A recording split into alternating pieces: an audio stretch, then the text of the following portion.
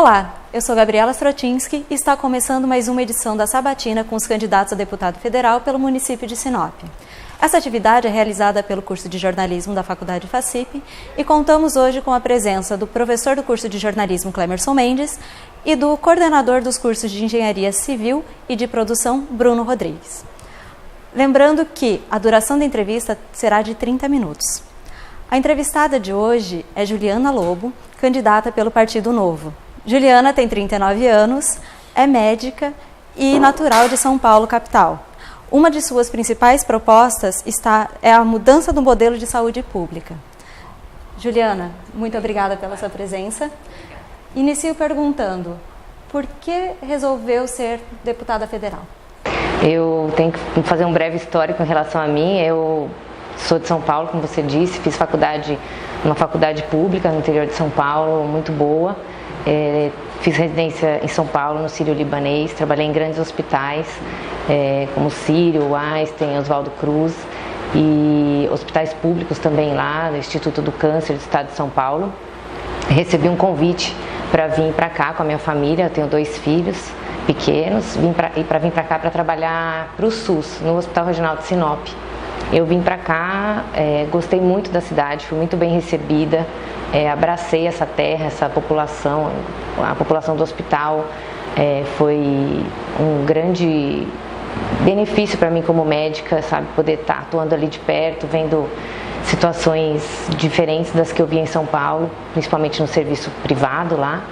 E aí eu tive a oportunidade de assumir o serviço do Hospital Regional como médica e como prestadora de serviço. Então toda a parte da imagem lá, de tomografia, ultrassom, raio-x e o arco cirúrgico ficaram sob responsabilidade minha, né? Sob minha responsabilidade.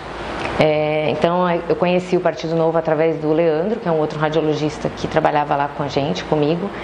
E o que me fez sair para candidata é um misto de indignação pelo que nós vivemos ali dentro do Hospital Regional, tanto os funcionários como a equipe médica e todos os profissionais que trabalhavam ali, e também compaixão pela população atendida ali. Então eu resolvi parar de reclamar, sair do sofá e tentar fazer alguma coisa. Pode ser que eu não seja a pessoa que tem as maiores capacidades para assumir isso, mas eu estou disposta. Eu me coloquei nessa brecha e nesse lugar para tentar fazer a minha parte nesse serviço. Candidata, boa tarde, tá? Quais as melhorias como deputada federal, já por vir e por conhecer o lado interno de um hospital público, principalmente no hospital público do interior de um estado, quais as melhorias como deputada federal que a senhora poderia propor?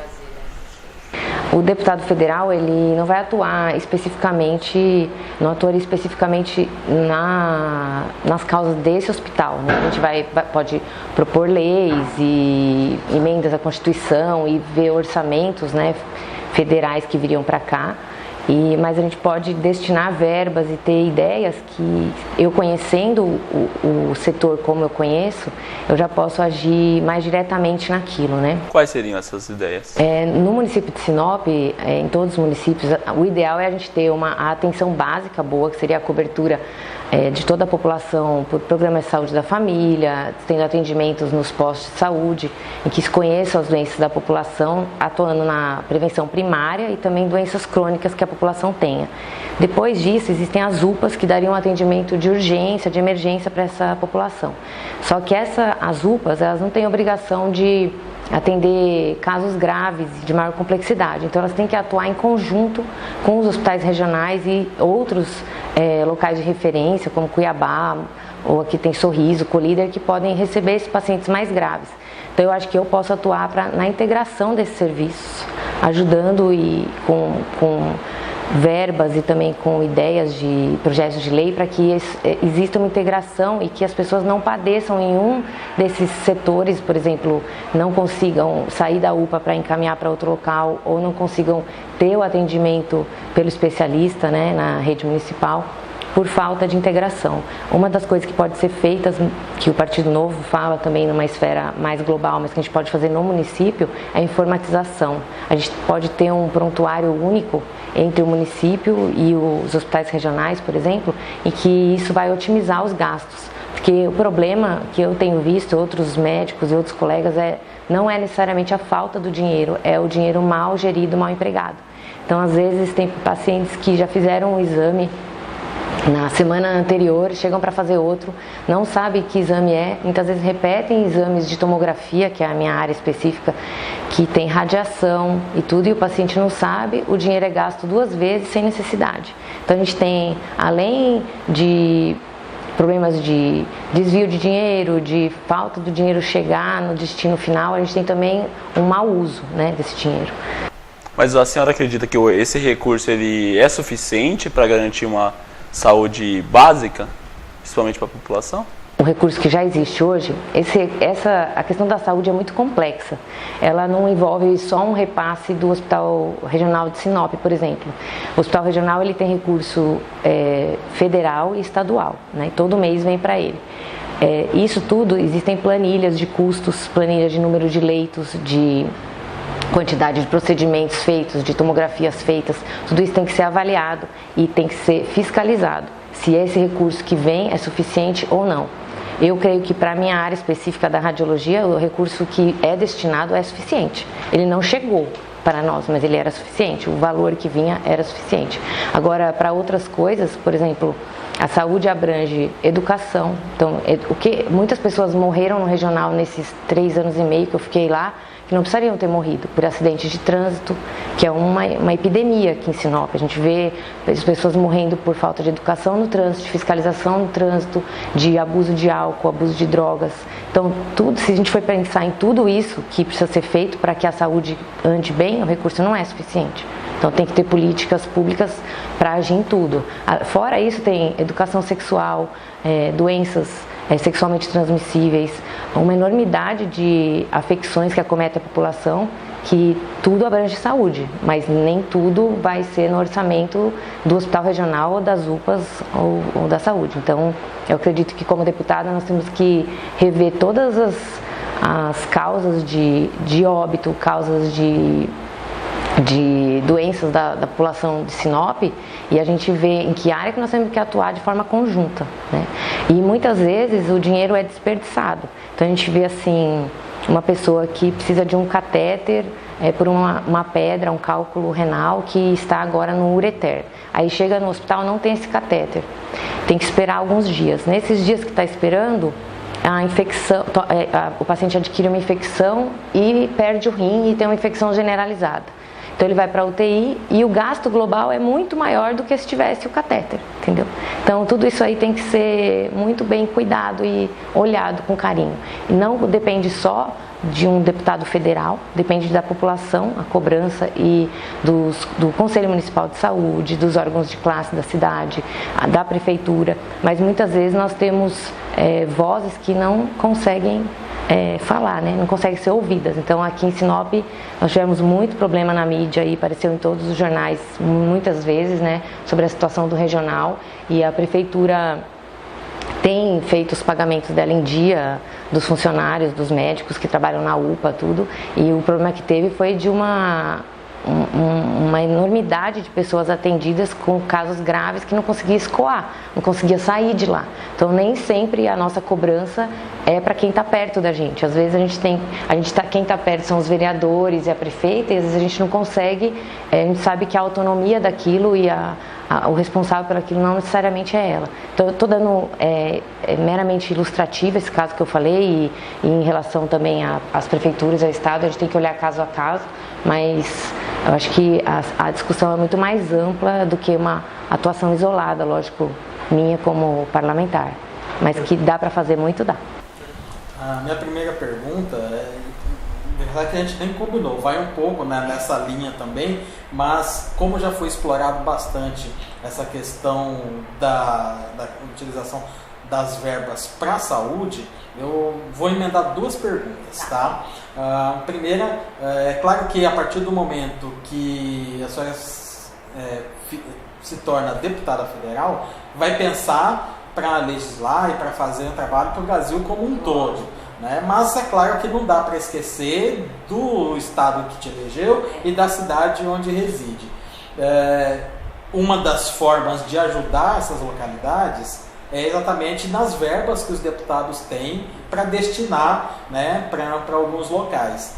Claro que a saúde, né, toma conta pela sua profissão, mas caso sendo eleita deputada federal, que outras áreas que a senhora pensa em destinar parte dessas verbas para auxiliar, além da saúde? E a segunda pergunta, de que forma que vai ser a conversa, o diálogo com prefeitura, né, no caso a prefeita ou prefeito que estiver, com o novo governador, porque a partir do momento que ganha, esses dois vão ficar muito no pé do deputado, né, para trazer essas verbas. Como que vai ser essa conversa com o prefeito de Sinop e com o futuro governador, e quais são as áreas, além da saúde, que a senhora pretende trazer essas verbas? Eu tenho sempre o viés pela saúde, pela minha formação, lógico, mas como eu já disse para ele, a saúde está intrinsecamente ligada com a educação, né? Então eu coloquei nas minhas pautas uma atenção também para a educação, que hoje a gente tem uma inversão um pouco dos valores em relação aos recursos que são destinados na educação. Então a gente tem muito recurso destinado para nível superior e menos para o nível básico, para a primeira infância, né, para a educação primária. Então é um trabalho a longo prazo, que não dá resultados imediatos, mas eu acho que a gente tem que tentar investir o máximo que puder para capacitação, valorização dos professores da primeira infância, das crianças, do começo da vida educacional, para a gente tentar fazer com que essas crianças tenham um nível de saúde melhor. Então, quem tem educação adere melhor a tratamento, fica menos doente. Se tem alguma doença, sabe como que toma o remédio, sabe como está. Se a criança ficar menos doente, a mãe falta menos na escola. Se falta menos na escola, a mãe está bem, sabe que a criança está bem atendida, essa família vai estar melhor assistida. A maioria das mães são como eu, mulheres que trabalham o dia inteiro, que têm os filhos, que à noite chega, tem que ainda dar conta da casa. Tem muitas que fazem faculdade aqui na FACIP, né, que estão estudando. Então a gente melhora a família e a sociedade de uma forma geral. Então eu pensei muito na saúde primeiro, depois na educação, e coloquei como outras pautas também a desburocratização, porque eu tenho um viés também, que o meu marido é funcionário público dessa área de impostos, tudo lá de São Paulo, então ele tem acesso a vários projetos, foram feitos lá também em termos de melhoria das burocracias, e tenho um carinho especial também pela população indígena, sobretudo pelo atendimento ali no regional que eu vi. Então eu coloquei numa das minhas pautas também a modernização dos direitos constitucionais indígenas e uma atenção especial a isso. Às vezes a gente vem de São Paulo, a gente tem um carinho muito grande pela população indígena lá, e quando chega aqui a gente se depara às vezes com uma realidade um pouco diferente, vê que eles estão na parte da saúde especificamente muito debilitados, assim, a maioria deles muito sofridos, né, e dependendo de uma atenção de saúde que às vezes fecham até rodovias, coisas, tentando ter uma voz, né? E aí ali no regional eu vi muito isso. Então eu acho que a questão indígena não tem que ser demonizada nem santificada, mas tem que ser tratada. A gente tem como deputado, ainda mais do estado do Mato Grosso, é uma causa que a gente vai ter que ouvir as demandas indígenas e as outras. Então se fosse para destinar verbas, seriam esses 4 itens. E em relação à conversa, o Partido Novo, ele me representa hoje justamente por esse diálogo que ele tem. Ele não é um partido que vai ser situação ou oposição. Não vai ter aquele ranço que geralmente tem, se a situação fica muito mais fácil. Nós vamos votar por valores e princípios. Então os meus votos no Congresso, nas votações que eu participar, não vão ser por situação e oposição, vão ser pelos princípios e valores do Partido Novo. A gente tem órgão que foi criado, que é a Fundação Novo, que é presidida pelo Gustavo Franco, que foi um economista bem famoso, um dos pais do Plano Real. Ajudou o Plano Real. Ele que preside isso dentro do Novo, e ele vai dar todo o subsídio para nós. Por exemplo, cada um tem a sua área, não tem como saber tudo. Então, uma dúvida que eu tiver dessa parte econômica, a gente vai ter um time muito bom dentro do partido para nos orientar, e também tem um núcleo de apoio ao mandatário dentro do Novo, que é para as outras questões. Então, tudo a gente vai ter uma base, um embasamento para a gente votar com coerência. Não, vocês não vão ver um parlamentar do Novo votando por picuinha contra A, B ou C. E aqui no município, a gente tem que trabalhar sendo uma equipe. A gente, antes de ser de A ou B ou C, a gente é gente, né? A gente é povo aqui de Sinop, a gente tem que estar unido. A gente é uma cidade rica, com um monte de recurso, que pode ter um hospital de ponta, um atendimento de ponta para toda a população. E isso não é para o pobre, para o rico só, é para todo mundo. Se uma pessoa que tem dinheiro, pode ter avião, pode ter o que for, se ele se acidentar na BR, ele vai para o regional. E é ali que ele vai ser atendido. E em muitas ocasiões que nós vemos ali, se tiver uma condição que gere a morte, não vai ter o que ser feito. Por mais que os médicos queiram, muitas vezes faltaram já insumos e coisas que independe da vontade do outro, independe de estrutura mesmo. Já que a senhora mencionou a população indígena, né, que está dentre suas propostas, a senhora poderia falar um pouco mais para a gente sobre essa proposta em relação à modernização desses direitos constitucionais dos índios? Em que isso consiste? Quais são essas ideias? Eu, ali no meu trabalho, vou falar primeiro da saúde, que é a minha parte, a gente vê alguns casos da população indígena vindo de avião, das tribos deles, para fazer exames. Então eles vêm em 5 pessoas, 6 pessoas com acompanhantes, ficam no casai para fazer exames que têm um custo baixo. Às vezes um ultrassom no SUS ou mesmo na rede privada gira em torno de R$100. E eles pegam um avião que muitas vezes tem um custo grande de gasolina, tudo, para chegar ali e na maioria das vezes não é atendida toda a demanda que tem na região. Então, logo que eu cheguei, eu tinha um sonho de ir para o Xingu. Eu falei, eu quero ir fazer ultrassom lá no Xingu, eu quero a gente levar e fazer uma coisa mais estruturada. Já tem trabalhos feitos em algumas de SEI, né, que eles falam lá das tribos indígenas, das etnias. Tem um atendimento da Escola Paulista de Medicina de São Paulo e tem também o trabalho das casais, só que eu acho que ainda existe mais demanda. Então existe um atendimento represado, pessoas esperando por exames que poderiam ser feitos lá, e melhorar isso daí, diminuir custos também para todos, né? Outra coisa, nós vemos indígenas que estão fazendo faculdade aqui, que querem muitas vezes empreender, fazer alguma coisa, ter o seu negócio, ter as suas coisas, e eu percebo falta incentivo nesse sentido. A gente acha que está tudo bem, a gente que não está vendo como está a situação dentro das tribos, que está todo mundo bem e que está tudo certo, mas existe uma demanda dessa população por saúde, por educação, por atendimento digno, e eles estão, muitos deles, numa situação de saúde precária, condições ali na aldeia muito ruins. Então seria nesse sentido. Existem países como o Canadá, por exemplo, em que os índios são proprietários realmente das suas terras e eles podem negociar dentro da lei coisas dentro da terra que não fira a cultura deles, mas que eles podem fazer e tratar, e eles terem sua própria fonte de renda, eles terem o seu dinheiro para fazer, produzir e até empregar. Isso hoje parece muitas vezes impossível no Brasil, só que tem que ser dado o pontapé inicial, o começo, porque essa situação vai ter que caminhar, essa da população indígena. Eles estão numa situação difícil. Candidata, a senhora falou bastante sobre saúde, principalmente. E principalmente também educação, que segundo a senhora está ligados a os dois conjuntos, né? Sobre a questão de redução de impostos, quais seriam as suas propostas? Então, existem alguns projetos, que é a formação do imposto único sobre o produto, que é o IVA, né? Imposto sobre valor agregado, que ele juntaria vários impostos. Então isso não é um projeto, seria meu na verdade, mas a gente tem que trilhar um caminho, né, de raciocínio e de apoiar projetos de lei nesse sentido. Esse é um exemplo de um imposto que está sendo adotado em vários países. Existe até uma ideia de que isso seja adotado em todos os países do Mercosul, mas eu sei que a Argentina e alguns outros países aqui da América Latina já tem, e ele simplifica impostos ICMS e alguns outros impostos sobre produtos, todos num imposto só. Então isso aí facilita muito para o consumidor e também para quem tem que ter os impostos recolhidos, né? Para quem está produzindo também. Então é um exemplo.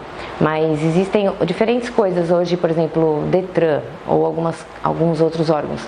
Ele faz a gente ir lá, tem que pegar o papel do IPVA, de que a gente recolheu o imposto, sendo que poderia estar tudo informatizado.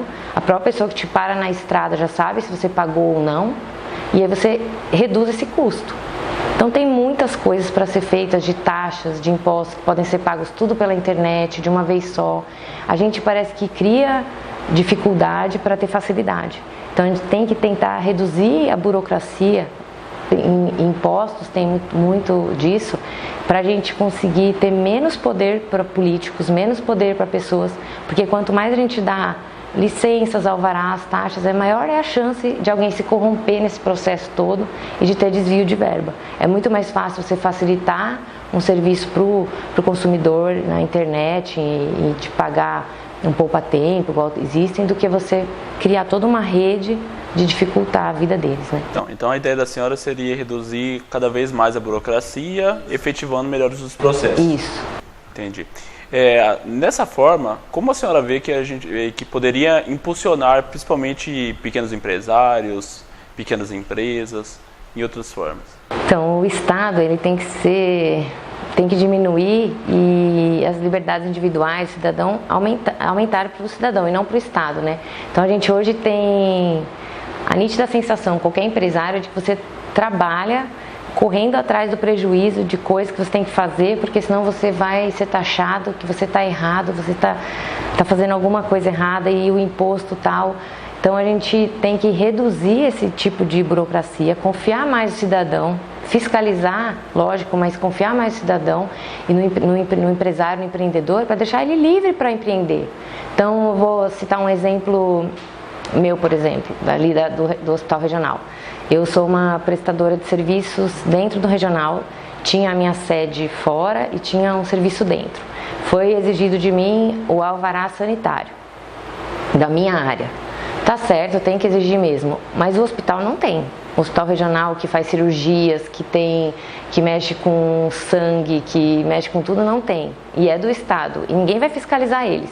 Entendeu? Ele mesmo vai se fiscalizar. Agora eu, dentro da minha empresa, tive que apresentar imediatamente os documentos. Aí fui atrás de um engenheiro, fui atrás de arquiteto para fazer o projeto, fiz o projeto, gastei, entreguei lá. Eles tinham 3 meses para me dar uma resposta, para me dar a resposta do arquiteto. Passaram-se 7 meses, eu fui lá perguntar. Então eles falaram, nós estamos sem o arquiteto para fazer a vistoria. Não foi feito, eu acabei saindo já do hospital por conta de outras questões, isso não foi feito. Então foi um dinheiro gasto, desperdiçado por mim, eu perdi tempo. Nesse tempo eu poderia ter investido isso em outras melhorias ali dentro do meu setor, que eu pudesse fazer, entendeu? Então se já sabe que não vai, o próprio hospital não tem, por que isso, né? Entendi. A Faculdade FACIP, por meio do curso de jornalismo, está realizando sabatina com os candidatos a deputado federal pelo município de Sinop. E hoje recebemos aqui a candidata Juliana Lobo pelo Partido Novo. Candidata, a função, né, e as atribuições de um deputado federal, a gente vê que estão em duas frentes. Legislar, né? Criar leis e discutir as que já existem, e também, que não menos importante, de fiscalizar o executivo.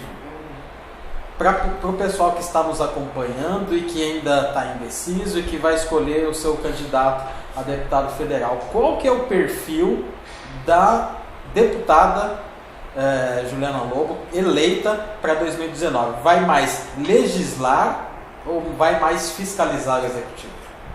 Nesse momento que eu estou hoje em dia, tenho mais vontade de fiscalizar, porque o que me trouxe aqui realmente foi a dor, foi a revolta do que eu vivi como médica especificamente aqui em Sinop, mas eu quero dizer para o eleitor que eu não vou poupar ninguém. Pode ser, se chegar até mim alguma coisa ruim, um ato de corrupção, de mau uso do dinheiro público de alguma pessoa, mesmo que seja do Novo, que seja meu parente, que seja meu conhecido, eu não vou poupar ninguém, porque acima de tudo estão os princípios e valores éticos que eu tenho da minha família e meus pessoais. Quem me conhece desde da época da faculdade sabe que eu não aceito irregularidades. Eu sou tão chata que até coisa pirata, tudo eu não compro. Não gosto de nada que eu sei que pode estar trazendo um prejuízo de outras pessoas para mim. Então eu tenho assim, sou um pouco até rígida às vezes, demais, né? E a minha mãe brinca comigo e fala assim, não, tem um versículo bíblico que fala, não sejam justos em demasia. Então às vezes fala, Juliana, às vezes isso é muito justa, mas eu creio que com o dinheiro público a gente não pode flexionar, né? Porque a gente está tratando de vida e essas coisas. Então, o papel do deputado na fiscalização, o deputado pode participar de CPIs, né, de comissões parlamentares de inquérito, pode também fazer denúncias no TCU, né, no Tribunal de Contas da União, e a gente vai fiscalizar até os atos do presidente, o que ele vai fazer ou não, e do executivo de uma forma geral. Então, em casos, por exemplo, que eu saiba de um desvio, de uma corrupção, de uma coisa, eu posso encaminhar isso para o Tribunal de Contas e falar com propriedade de algumas coisas que cheguem até mim, né? E apresentar sendo de cima para baixo. Acho que a questão tem um andamento muito mais rápido e ágil, talvez. E existem, por exemplo, no hospital especificamente, verbas federais, que essas verbas estariam mais diretamente ligadas ao deputado federal, né? Ele poderia regulamentar e ver e fiscalizar melhor. Mas o meu objetivo nesse momento, eu estou mais ligada na parte da fiscalização. Candidata, dentro dos seus planos, a senhora cita as parcerias com o governo e a iniciativa privada. Como a candidata vê principalmente as relações de privatizar grandes entidades como bancos ou mesmo a Petrobras? O que nós vemos hoje é um excesso de gastos públicos com empresas, né, que não necessariamente atendem a população. Então hoje a gente tem estatais que só dão prejuízo, não rendem nada para os cofres públicos, pelo contrário, tiram e não serve para nada. Então tem exemplos de empresas, uma empresa que foi criada para fazer um trem entre Campinas e Rio de Janeiro, que até o candidato a vice-presidente pelo Partido Novo veio aqui, o Christian Lobauer, falou sobre esse exemplo, que ela já deu 1 bilhão de prejuízo para a União e está lá mantida com funcionários, tudo. Então essa empresa não precisaria nem ser privatizada, pode ser fechada, né? O projeto não foi feito. Então o que a gente acha é que o básico tem que ser dado para a população de qualidade. Então saúde, educação, segurança e a justiça dentro da segurança, né? Embutida na segurança, tudo isso tem que ser ágil e bem dado para a população. Outros tipos de empresas, no momento que a gente está do Brasil, elas estão servindo de cabide de emprego, estão servindo de troca de favores entre políticos e só estão dando prejuízo para a população. Se a gente tem o petróleo, por exemplo, uma quantidade suficiente para suprir uma demanda dentro do nosso país, por que a gente está pagando tão caro no petróleo, tão caro na gasolina, tão caro em tudo? Não faz sentido isso. Então as empresas estão sendo estratégicas só para os políticos, não para as pessoas, para quem vive aqui. Quem vive aqui, quem está pagando imposto, quem está no dia a dia sabe que não está fácil, está extremamente difícil. E a gente paga o imposto e não tem o básico. Então a gente é a favor, eu e o Partido Novo, nós somos a favor mesmo da privatização. Lógico que não vai ser uma coisa automática, vai ser a longo prazo, mas médio e longo prazo, né? Mas é uma medida necessária. Nosso tempo está acabando, então a senhora poderia se destinar às pessoas que estão nos assistindo e dizer a elas por que deveria ser eleita deputada federal deles. Eu quero convidar a população do estado do Mato Grosso, os eleitores de Sinop, os eleitores aqui da FACIP, suas famílias, a conhecer esse projeto do Partido Novo, a votarem em mim, porque eu quero dizer para vocês que eu tô aqui de verdade, estou aqui com o meu coração e quero que vocês vejam pessoas comuns como eu, uma médica, uma pessoa que não quer ser uma política de carreira, não tem essa pretensão, uma pessoa comum assumindo um cargo desse, e peço que vocês deem uma chance para esse novo projeto, para essa proposta que Sinop tem, que o Estado do Mato Grosso tem, porque outras pessoas já tiveram a chance delas, a gente já conhece como é. Vamos tentar algo novo, algo diferente, uma iniciativa nova, vamos dar um voto de confiança para pessoas como eu, que vim para cá para trabalhar, para servir, que tive prejuízo, que tive perdas, mas que estou aqui para novamente lutar, novamente começar esse sonho e tentar fazer desse estado um estado ainda melhor do que já é. Muito obrigada, agradeço a atenção de todos vocês e podem confiar que, se eu for eleita, vocês terão uma Sinop melhor, um estado melhor. Obrigada. Obrigada, candidata. Agradecemos também a presença do professor de jornalismo Clemerson Mendes e do coordenador dos cursos de Engenharia Civil e de Produção, Bruno Rodrigues. Até a próxima.